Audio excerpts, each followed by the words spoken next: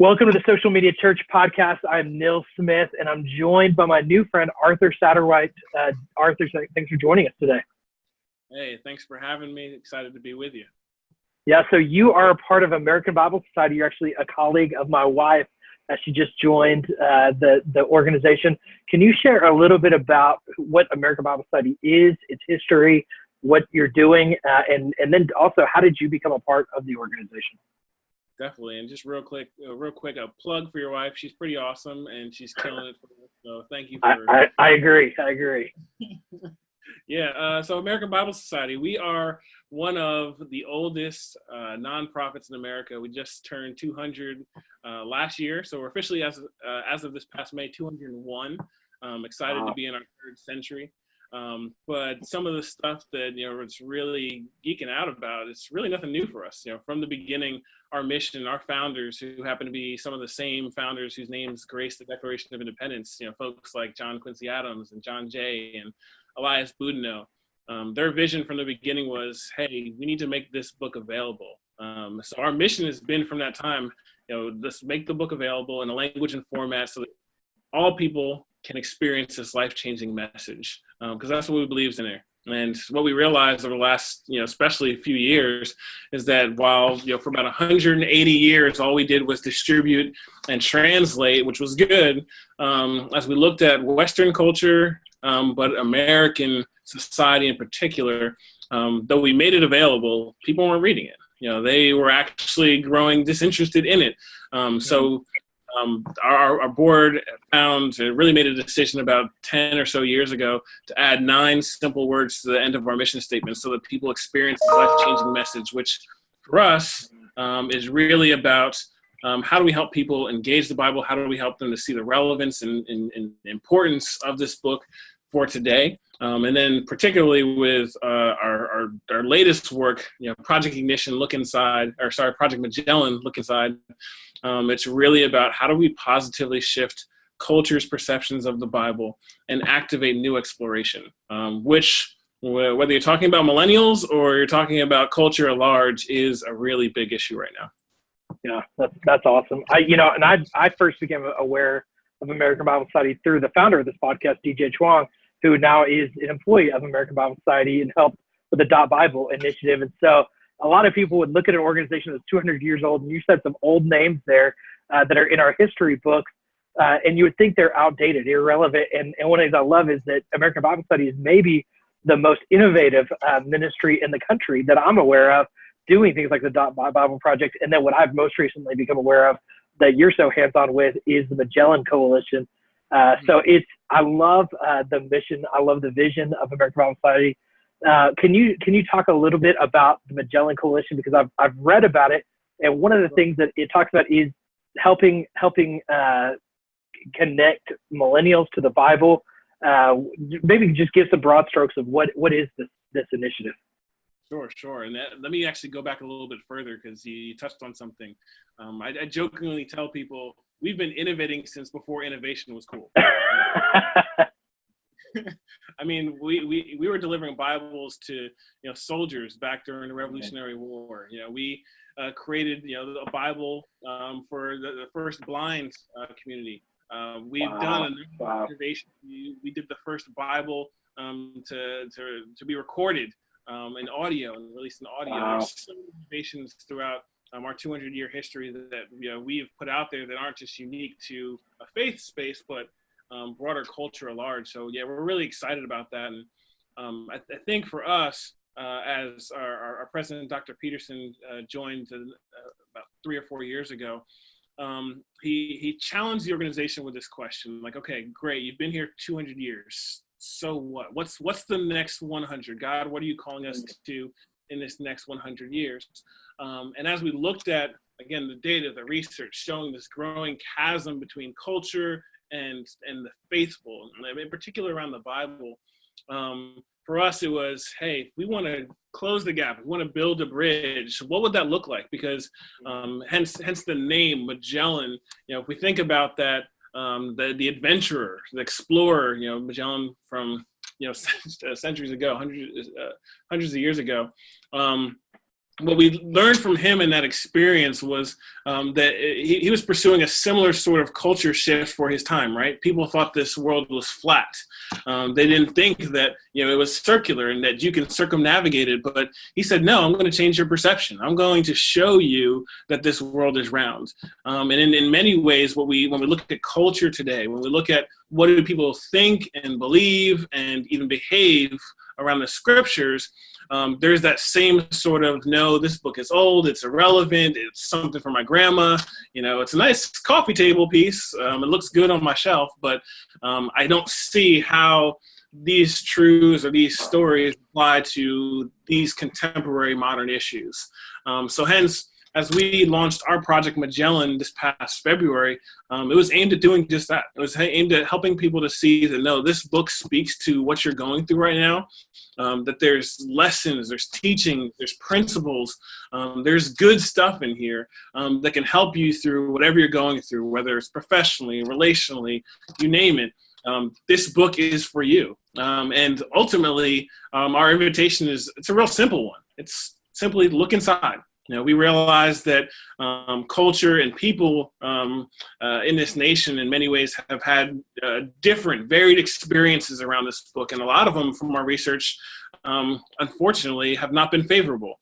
And those have created certain negative associations or misperceptions around what this book is and why and whether or not it matters. So what we've endeavored to do with friends over at Google and the Barna Group and the Richards Group and a number of others, we set out first to identify, what do you think about this book? We started a State of the Bible study almost 7 years ago now, where we've been tracking people's attitudes and behaviors with regard to Scripture. And that kind of served as a foundational point for us to discern, all right, so where's the trend going? And what do we need to start to work up? What's the lay of the land that we need to work against? And then from there, with the help of Google, we were able to identify, well, okay, so what are people actually asking around this book? So we identified the top 100 questions that people have pertaining to the Bible. And then we went a little bit further. We said, well, what are they searching for? So we identified the top 1,000 Bible-specific search strings that people are asking right now. And then we were like, okay, that's good. But what about those things that are kind of Bible related but aren't Bible direct? So we identified the top 1,000 of those search strings. And that really served as the foundation for us as we built out and launched our platform, lookinside.bible, which is aimed at how do we help those people who are curious, who think things can be better. There are family members or friends, those people who are searching for truth and life and purpose and meaning, right?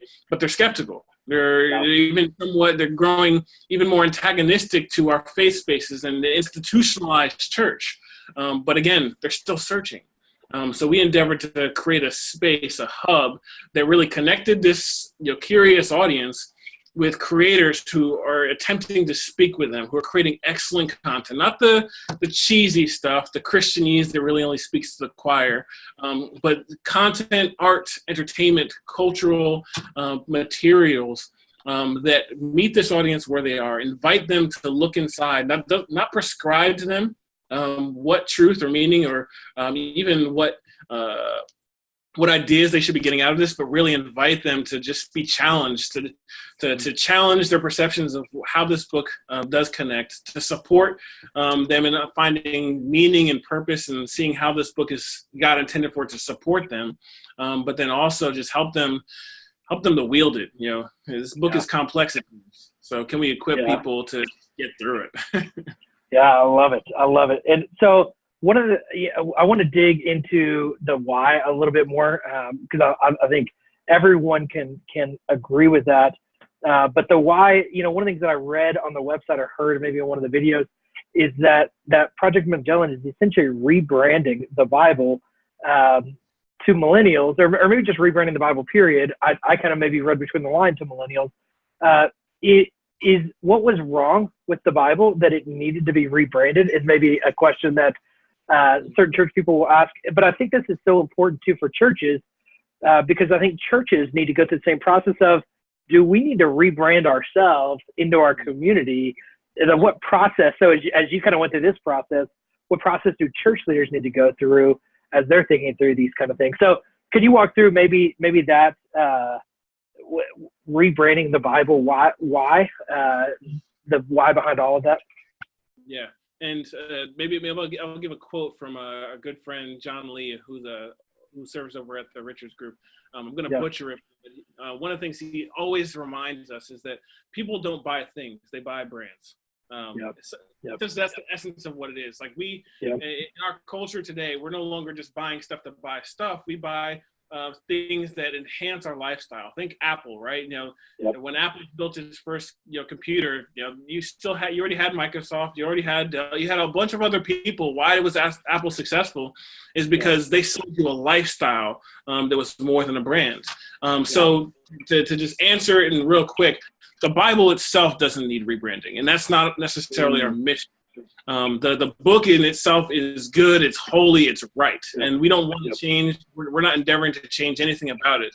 However, what we've realized through our research is that there's a whole swath of people, 155 million out there that we've identified, who they're missing the goodness of this book because they can't get past how our actions as Christians, how their misperceptions of the book and what it's about, the brand, the quote unquote, they can't get past that. It's a barrier. So what we want to do is help them to overcome that, help them to get past it, whether that's answering their questions directly. What is the Bible? What does the Bible have to say about race? What does the Bible have to say about sex and sexuality? And you name it, those big questions that they're asking right now.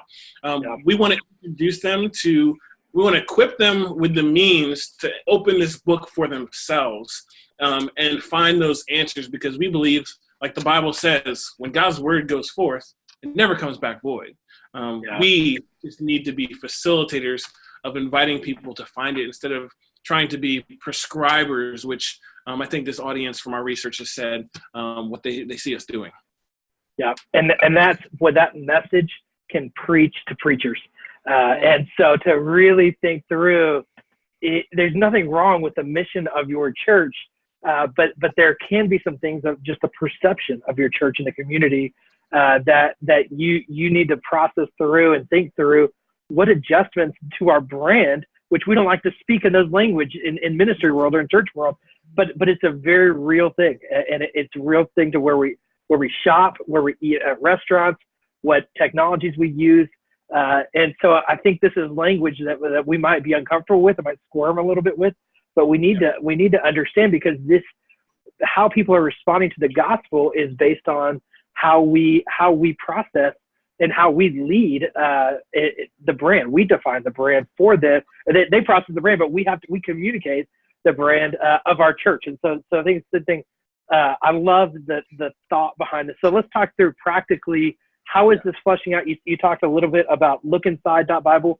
What are you seeing thus far? Where are you in the process of this initiative? Yeah, sure. So we launched lookinside.bible this past February in 6 cities originally. We're now in 8. We're in Phoenix, Charlotte, New York, Philadelphia, Kansas City, and Dallas. And then we just added San Diego and Nashville about 2 months ago. So people in those cities right now, they can search, their big questions. What does the Bible say about X? Or how do I read the Bible? And the first thing that they're going to see pop up in their Google or Bing search is us, our ad. Look Inside, inviting them to that specific question on that hub. It's a simple idea. If they're asking a question, let's provide an answer. And different from, if you search those things maybe outside of those cities, you're going to get a varied array of different content, and usually it's on one extreme of the spectrum, right? But for this audience, what our research has told us is that the majority of that stuff that's out there, again, we're not condemning it, we're not saying it's bad, but from this audience's perspective, it's too prescriptive. More often than not, it assumes that they already believe, or that they should believe and already know that they should believe. It doesn't come to them like, hey, I don't know where you are. I don't even know what you're going through right now, but what about this? I'm just inviting them to really internalize and process however they see fit. And that's Like if you go to lookinside.bible, and you can search it anywhere. You don't have to be in our 6 cities to find it. So we are doing some stuff nationally as well. But if you go there and you check out the responses, there's a reason we don't call it a question and answer. We're not offering answers. We're offering responses here. The responses are very neutral. This scholar says this, or this person says this, or, we read this out there, really introducing them to videos from our friends at the Bible Project and YouVersion, bringing them, again, to the Bible, inviting them to look inside rather than get a devotional piece or some other commentary. That's not our place, and that's really not what they're looking for.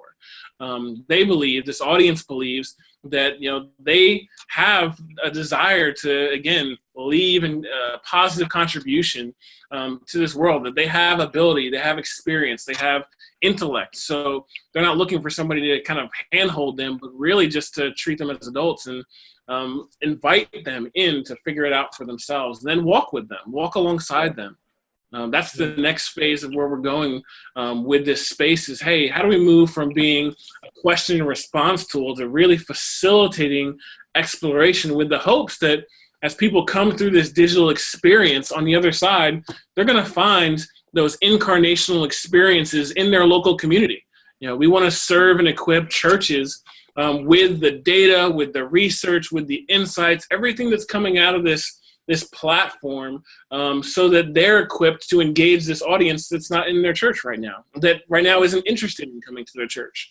But again, our heart, because we believe the local church, that was God's intention, God's design for this earth.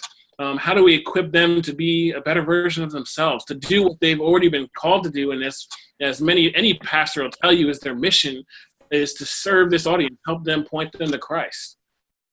That's good. That's good. So if you were to talk to a pastor who's asking questions about reaching millennials and your experience with this and just your experiences beyond this, what advice would you have for them? What makes millennials different or unique when it comes to processing faith? Mm-hmm. I think there's a few differences for sure, but I think the first thing I would tell pastors is treat them as people. Treat them as whole members of your community. I think far too often, and I'm a millennial myself, we relegate our young people to their own corners or hallways of our churches, and really dismiss, if not diminish, their role as active, holistic members of our communities. Because if they're holistic members of our communities, right, then they should be reflected in our leadership. They should be reflected in our decision making. They should be reflected when people come and they see people, not just one generation or one cohort of people. There's the whole sort of, right now everybody's talking about multicultural churches, and more often than not, we're talking about the ethnic diversity, right? There's generational diversity that makes our communities beautiful and makes them reflective of the Imago Dei that's in all of us, right? So my first thing to pastors would be like, treat them as holistic members, because if you do, then a lot of the other things that you're complaining about, that you're wrestling with, that you're struggling with, a lot of that goes away. Because what are millennials saying right now? They're saying that, hey, this community isn't authentic. Hey, it's not reflective of me. Hey, they're not preaching or ministering to me. If we get past, yes, the somewhat selfish narcissism that is there, we own it. When we hear the underlying of what they're saying is this, it's saying, hey, you don't value me and the God's image that is in me, and the unique gifts and skill sets that God created in me. And I'd say that's even part of what we're saying through Look Inside of Magellan, is that this audience is saying that same thing. A lot of them, and I'd say the majority of our audience are millennials. And in a very similar way, when it comes to the Bible, they're saying to us as Christians, hey, because you're trying to prescribe what this book says and what it means and do all this, you're just trying to indoctrinate me. You don't value me.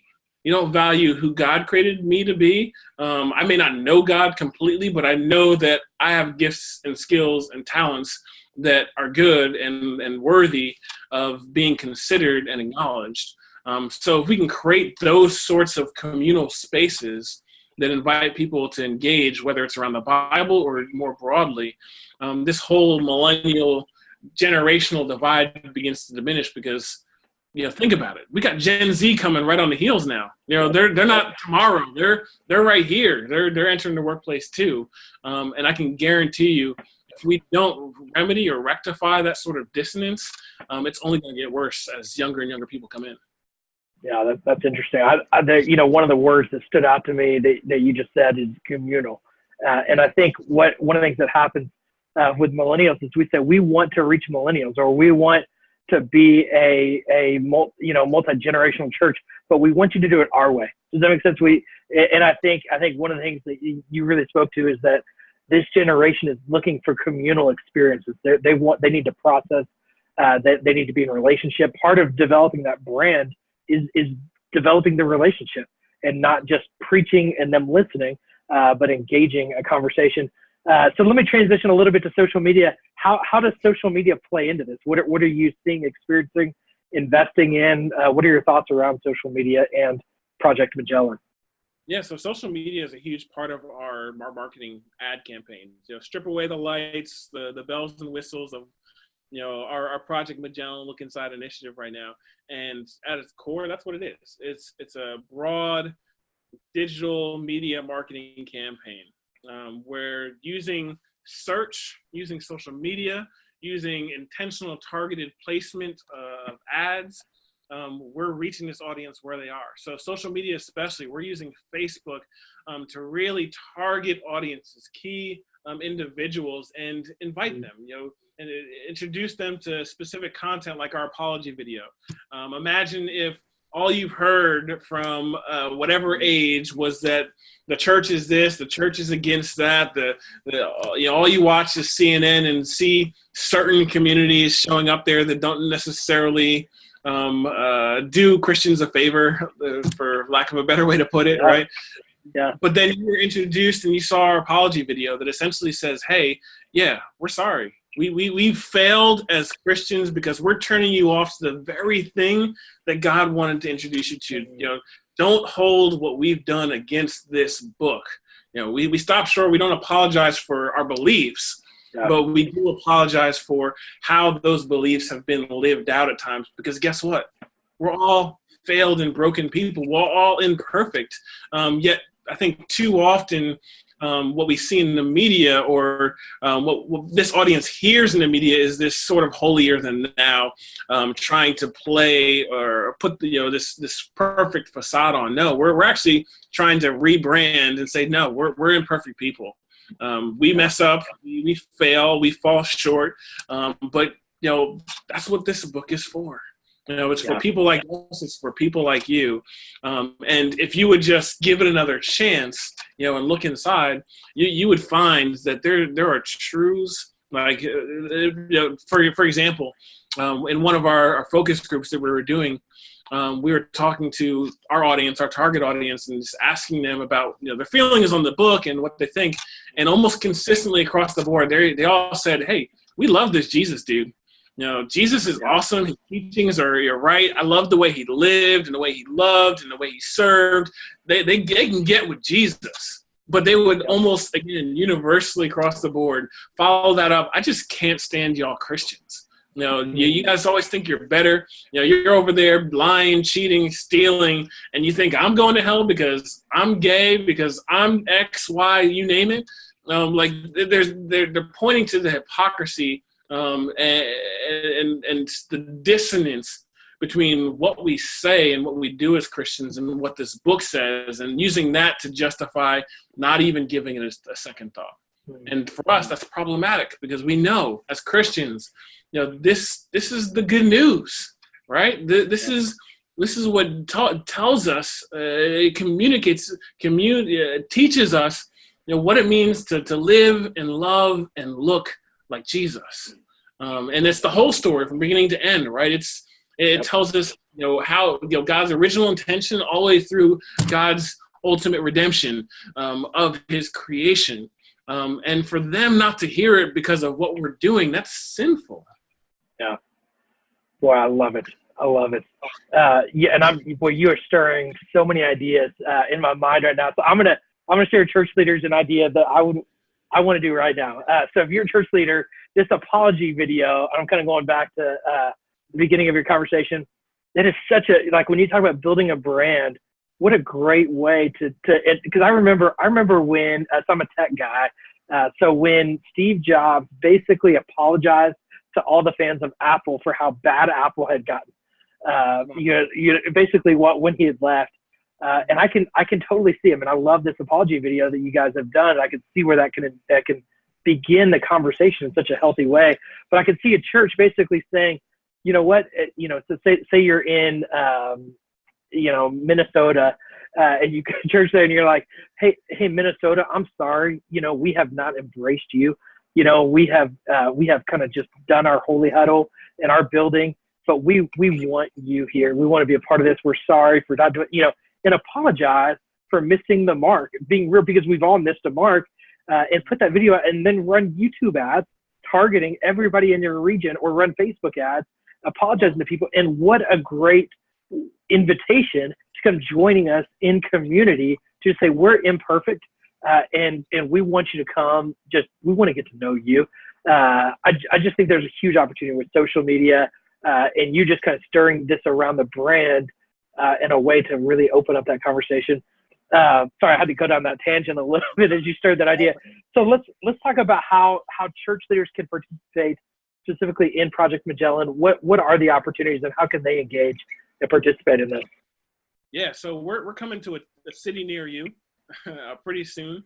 With the help of our colleagues and friends in what we call Project Ignition, we're already in a few cities where our heart is to how do we ignite scripture engagement in a city, working with, partnering strength for strength with the local church.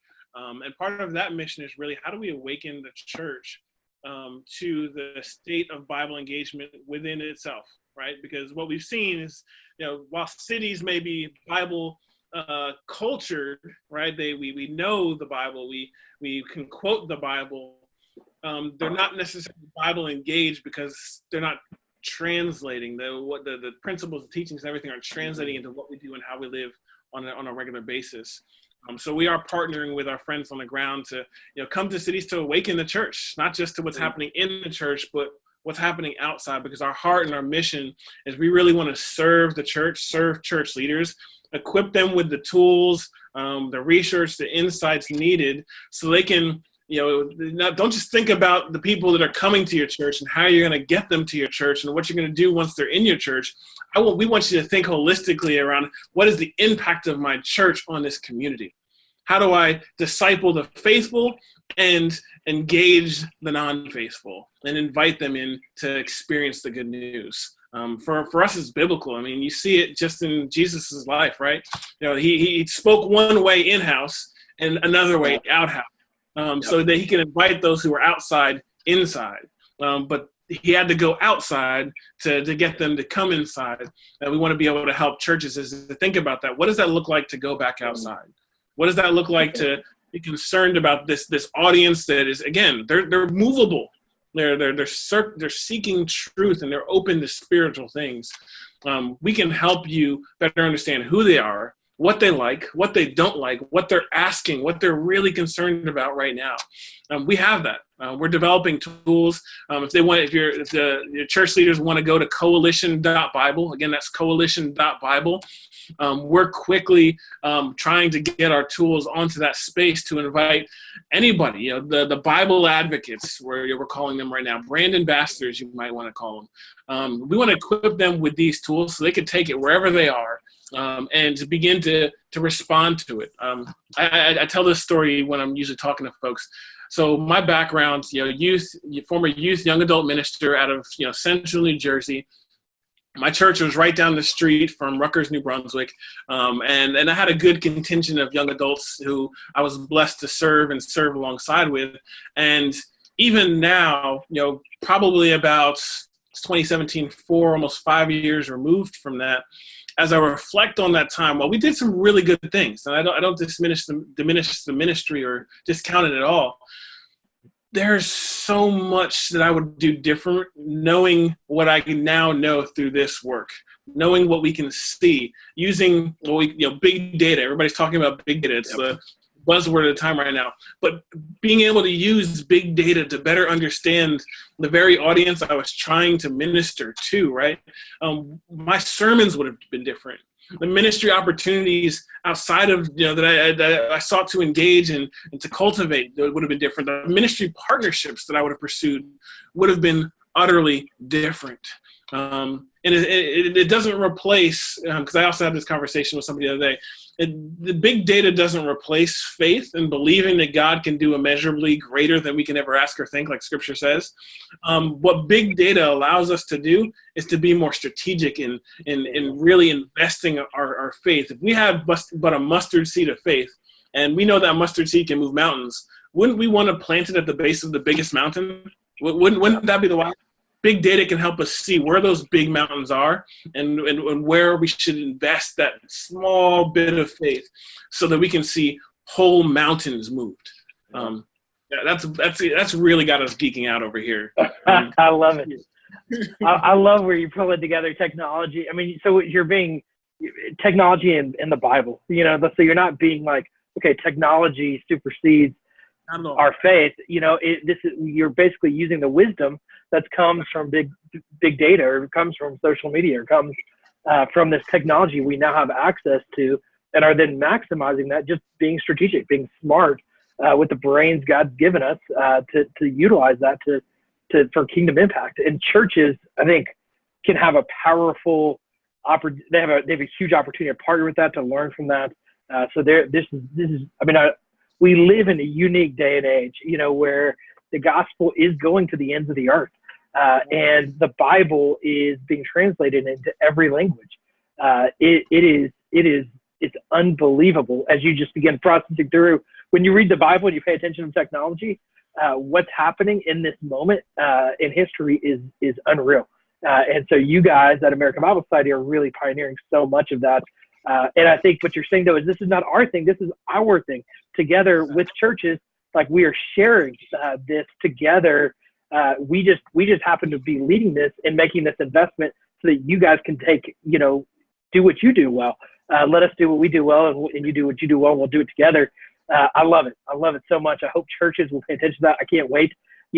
So one of these project ignition opportunities is available in every city in the U.S. And beyond. But it's thrilling. So churches, I hope you'll go to coalition.bible to pay more attention. Arthur, how can people connect with you on social media or find out more information about how they can partner with you and with American Bible Society? Sure. I mean, American Bible Society, we're on the internet. If you want to go to american.bible, you can find out more about who we are. For this work around the coalition and around Look Inside, I'd say go to coalition.bible, where you can find out, the why, the what, the how, the where, about what we're doing and why it matters, and how we really do want to serve. And let me just add this, Neil. We see ourselves as one member of this coalition. This is not, and has never meant to be, an American Bible Society thing. We fashion ourselves a catalyst, a convener, but even a steward in some senses, but really of what God is intending to do through all of us. So when we say coalition, this is meant to be, we're literally offering an invitation to other ministries, other partners, other leaders, to put their hands to the plow here, to help us shape, what does this look like? Where does it go? What can we introduce this audience to?